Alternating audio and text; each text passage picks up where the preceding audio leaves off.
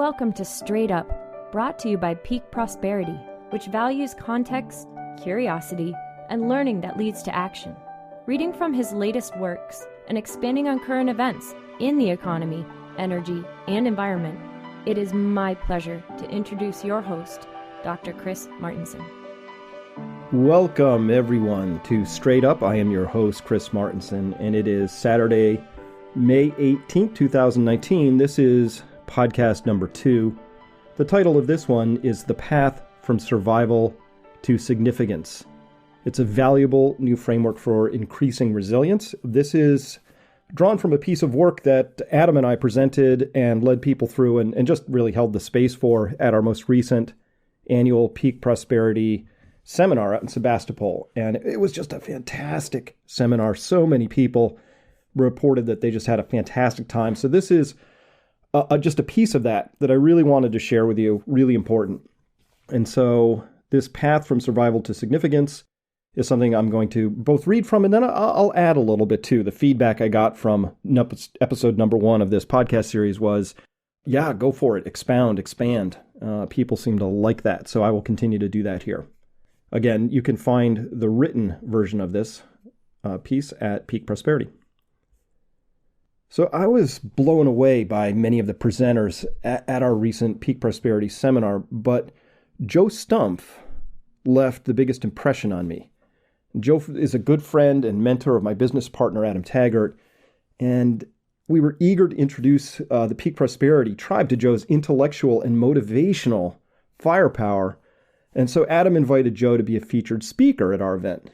Oh, thank goodness he accepted. Simply put, Joe is a force of nature. At age 54, he participated in something called the Kokoro Camp, which exactly mirrors the infamous SEAL team Hell Week, along with dozens of much younger men, most half his age, most in their late teens and early 20s, most of them seeking to become SEALs at some point. He put himself through living hell. Now, while the majority of the entrants didn't make it to the end, Joe became the oldest person ever to pass the challenge. In 2016, he set out to train for and win his age class in the CrossFit Games. Only 20 people the world over make the cut. He trained 5 days a week, sometimes twice a day, ate a strict paleo diet, and made the cut. 1 year later, he was ranked 12th in the world and 9th in the US for his age class. When Joe decides to do something, he sets the goal, but then figures out the processes necessary to get him there. His most significant work in the world is as a life coach and mentor to real estate professionals. The lessons he shares with his tribe apply anywhere, and they apply and work just as well for our tribe. And if you want to watch Joe's inspiring session from our seminar, as well as all the other presentations from the 3-day event, for the first time ever, we're offering a video of the entire seminar, which you can access through our website. It's available for purchase, and people have been asking us for years to do this. As you can imagine, it's a pretty big thing to find a way to tape, record 2.5 full days of material. So we managed to do it. Came out great. You can manage to find it at our website. Now, out of the many things that Joe brought that day, the part I'd most like to share with you today is his 4S framework, which captures a person's stages of growth as they move from survival to stability, then on to success, and finally to significance. And when you're in survival mode, your only concern is making it through the day. You're juggling too many bills against too little income, maybe an emergency like an unexpected job loss, accident, injury that could actually put your welfare in serious jeopardy. So in survival mode, you're just, all you can manage is just making it through the day, making it through whatever's in front of you. After you've been in survival for a while, you can get to stability, which happens when, say, your income matches or even slightly exceeds your bills. Stability happens when we finally take responsibility for creating our own security. Our lives are relatively calm in stability. We have good relationships. Our days are relatively calm. And when in stability, we have the time to lift our heads, look around, and begin to plan and build our way to success. Now, success results when we apply ourselves and begin to approach our work from a place of service and joy.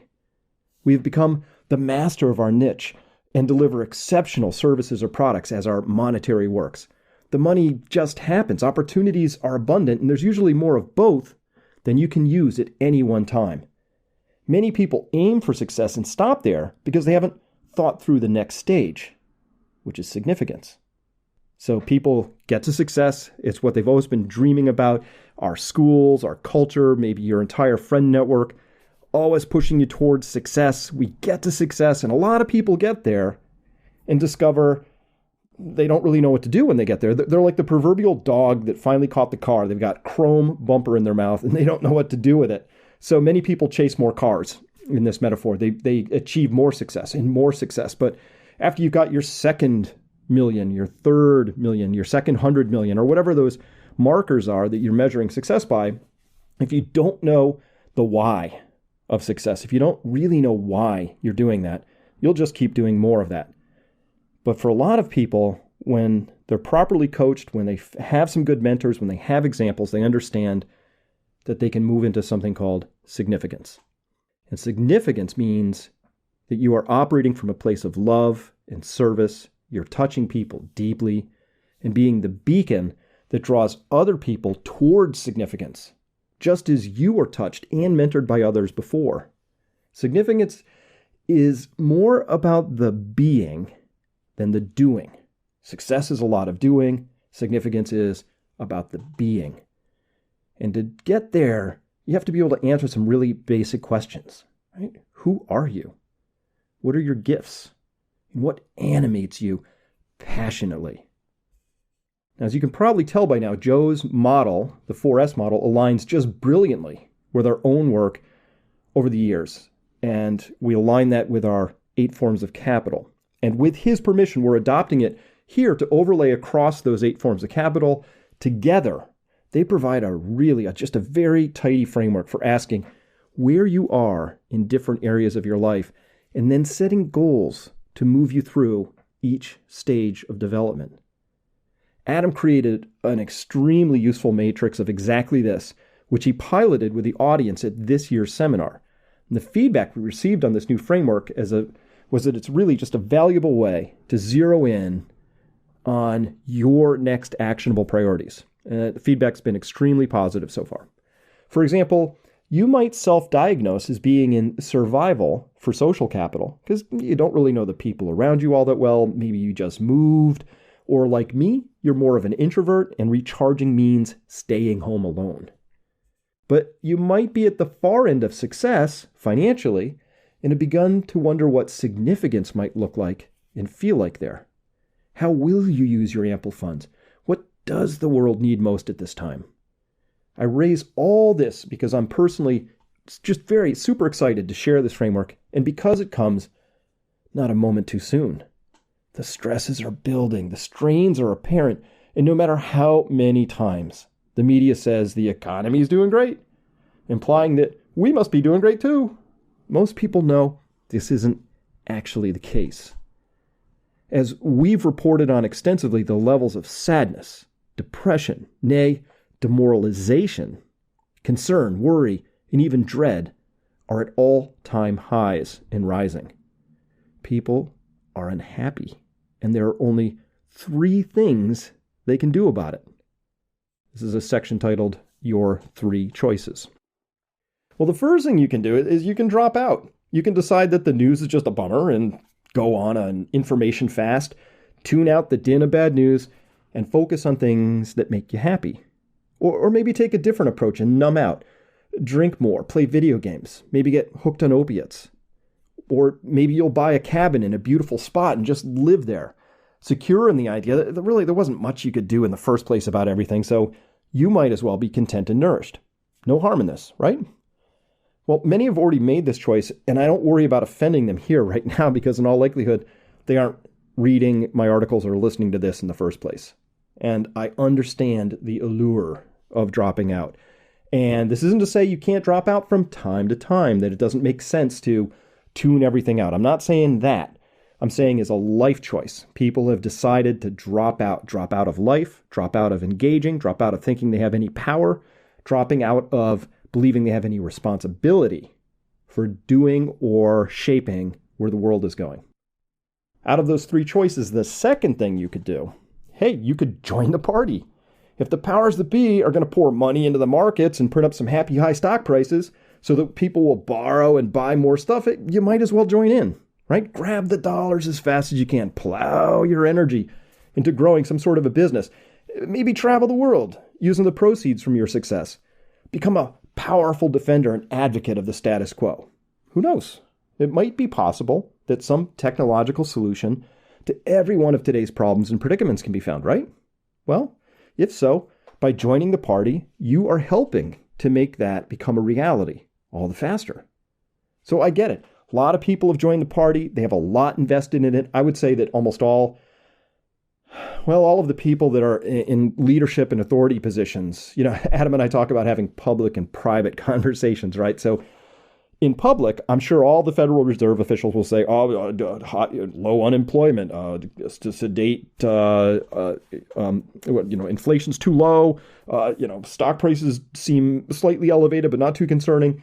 But I'll bet you anything in private, some of them are starting to raise chickens and think about bug out plans and wondering where this is all going and feeling a little weirded out by the ecological data they might run across. So public versus private. In public, let's be honest, every organ of the state is just geared towards getting everybody to join the party. So joining the party is actually an easy thing to do because a lot of support for that. And I get it. And maybe it's even the right thing to do. As I often say, I might be wrong, but I'm not confused. And this brings us to the third option, which is to enter the fight. Recognize that there's a huge predicament or set of predicaments before us, and that you have but one life to live. So find your gifts. Put them fearlessly out into the world without any hope that success is an assured outcome, even if you try really hard. There's a great transition underway, and you might as well get in there, roll up your sleeves, and do what you can. This is the choice I made, and I fight each day in ways large and small. I leave snarky comments on Twitter for no good reason besides they might abuse someone else, and you never know. They might let another person out there know that they are not alone. Like this one. Joe Wiesenthal is somebody that I follow on Twitter, and he likes to put a lot of join the party posts out there. So he retweeted something from Bloomberg, which says the U.S. just experienced its lowest number of births in 32 years, to which I replied, the lowest number of births in 32 years? Well, also the highest rates of suicide, mass murder, and childhood depression. It's almost as if the current system of elites preying on people is having some sort of effect. Nah, probably video games or avocado toast. Right? So that's an example of a snarky comment. But there are people out there who are going to see that and they're going to resonate with it and they're going to know where I'm coming from. And as a quick aside, there was a really turned out more important than I suspected at the time piece of work writing that was put up by THC0655, Tom, who also presented just fabulously, just did a fabulous job presenting at the Peak Prosperity Seminar. He talked about personal safety and security and taking it from awareness on through to actions and things like that. It was great.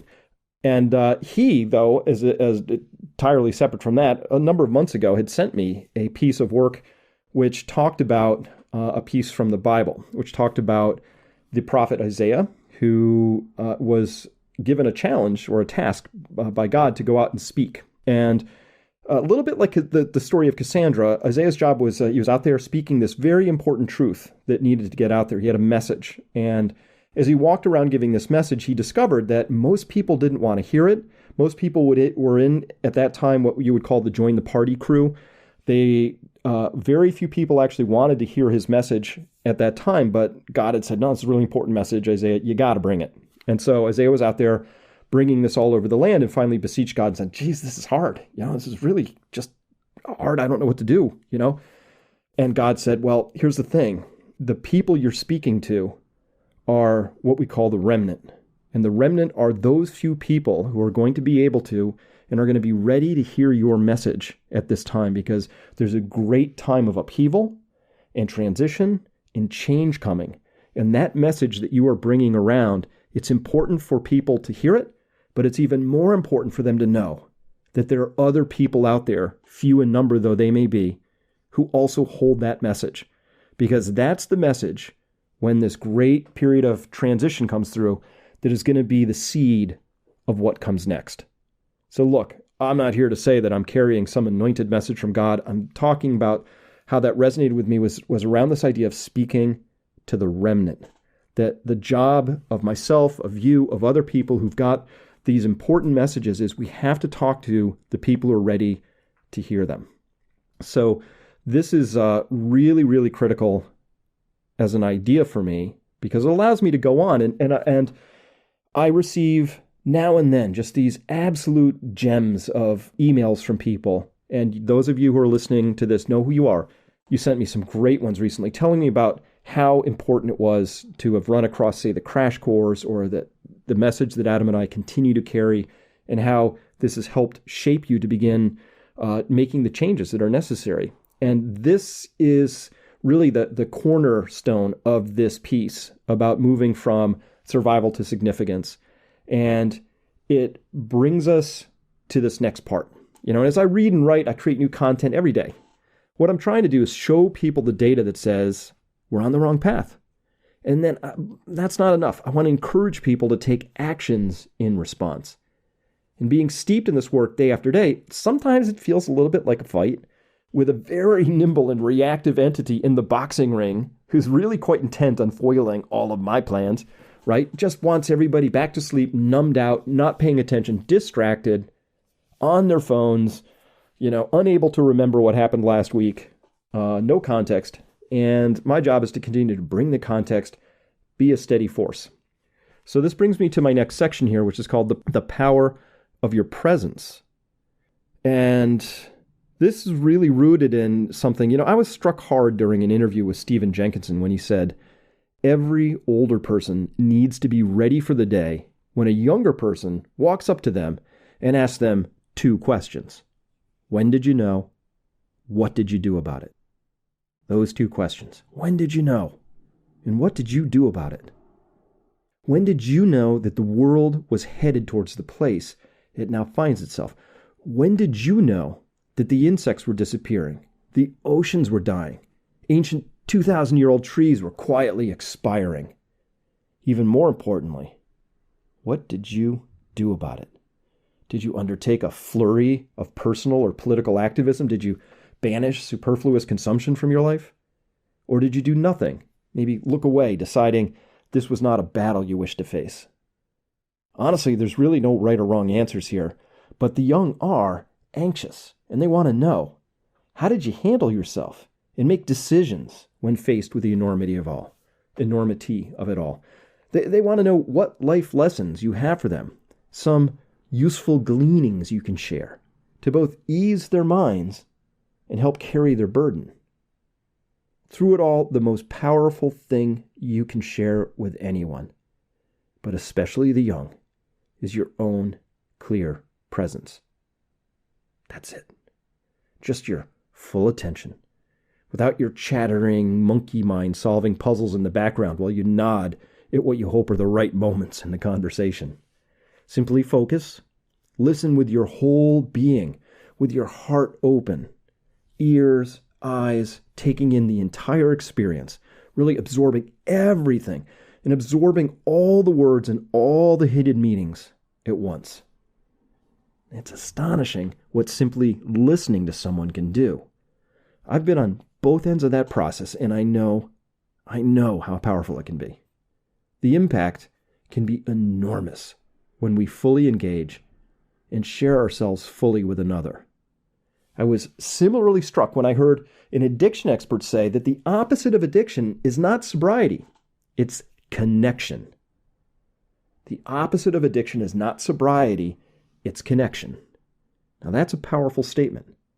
So much of our epidemic of opiate use, for example, as well as the self-reported loneliness and isolation people are experiencing, begins with a primary failure to connect with themselves first.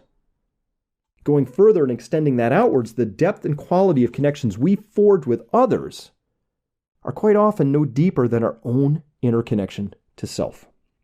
As within, so without. The boundary of my ability to connect to self forms the boundary of my ability to connect with you. Which means the first step in forming deeper connections around us is to do our own inner work, explore our past wounds, and excavate our hidden limiting beliefs that we simply know and accept as, hey, that's just me. That's unchangeable. That's just me. That's who I am. It's who I've always been, implying that's who I'll always be. It can be said that most people who have achieved success know themselves pretty well. But everybody who gets to significance has done deep inner work and knows themselves really well. So well, in fact, that they can use their mind and ego as tools, which they can consciously set aside if and when necessary, such as when deeply listening to a younger person. Learning to set aside our egos rather than be driven by them is perhaps the most important undertaking of any adult's lifetime. But it's absolutely vital for those seeking meaning, purpose, and significance in their lives. So here's the conclusion. My questions to you are these. 1. Where in your life do you have or offer significance? 2. If you're not there already, would you like to get there? 3. If so, do you know how?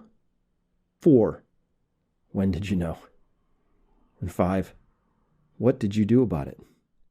Adam and I will soon be publicly announcing Peak Prosperity's Inner Circle, so I guess I'll announce it here for now. And it's for people who are aware of the 3 E's predicaments we face, want to be part of a close-knit tribe of people who've achieved at least some measures of success or maybe significance in their lives and are seeking to develop those skills further. They want to develop further into success or significance, or they've got things to share around success or significance with each other. So keep an eye out for the announcement. I'm going to write that up, and there's going to be a very careful selection process, and there's only going to be a limited number of spaces available. By combining our 8 forms of capital framework, which is, again, that's financial capital, material capital, living capital, social capital, knowledge capital, time capital, and cultural capital, and finally, in number 8, emotional/spiritual capital. So we're going to combine this framework with this new survival to significance development path so you can quickly assess where you are and what you need to do to achieve your life's goals. And if that includes more success or moving into significance, or even beyond significance into the sacred, which might be a 5th S in this progression, these are the things that we're going to be wrestling with, because this period of time is really going to, listen, our choices, you're going to drop out, you're going to join the party, or you're going to enter the fight. I'm pretty sure everybody listening to this, that our tribe are all people who've said, nah, I'm in it. I'm here. I want to make a difference. It would be out of integrity for me to drop out or just rejoin the party or join the party. That's just not, it can't do it, out of integrity. So for many of us, our life's goals were wrapped around being financially successful, but now that we see the direction of things, now that we see all the predicaments that are before us, we realize that there's so much more that needs to be included in our lives besides and beyond financial stuff, right? And for some, this has meant a complete redirection of their work, where they live, their entire lives. For other people, it's just been a fine-tuning process, a few nudges, a couple of course corrections. Look, whatever size bite of the apple is right for you, we're here to help support you. That's what Adam and I are here to do. We'll create the container. We're going to bring these amazing people together. Sure, we'll offer what we can, but we're a couple of guys. The magic is going to be the other people who are in that room. It's just astonishing who showed up at the Peak Prosperity Seminar. I think the first 2 people just randomly that I bumped into were anesthesiologists, and go figure, right? But a lot of very successful people, a lot of very driven people, and a lot of people who are really just, we care. We're curious and we care. So we care about leaving the world a better place. We care about creating a world worth inheriting, that's part 2. And that's the part that's for our subscribers. And if you want to follow through to that, you can find part 2 called Creating a World Worth Inheriting. And that's where I'm going to lay out where my personal focus is right now, given the inspirations that I received from many people, including Joe at the seminar and his 4S model. And there's actually an opportunity I'm particularly excited about in which a like-minded group of people, possibly all Peak Prosperity members, can join forces to build resilience, tangible material resilience across, well, all 8 forms of capital, but finding a place that delivers impact as well as a lot of fun. And so I see opportunity for each of us to step more concretely into informed elder roles where we can help guide the thinking and actions of those close to us, as well, especially as those younger than us. An increasing amount of who are waking up to the broken prospects the status quo is asking them to get excited about. Turns out they're not excited. And all of this at a time when our media and authorities, they want us distracted, compliant, isolated. This moment in time demands that we be the exact opposite of those things. And so the good news, here's the good news. We still have time and options in this story. The future is not yet written. So get your own house in order first and expand with brilliant compassion from there. That's my invitation. It's time. Thank you for listening.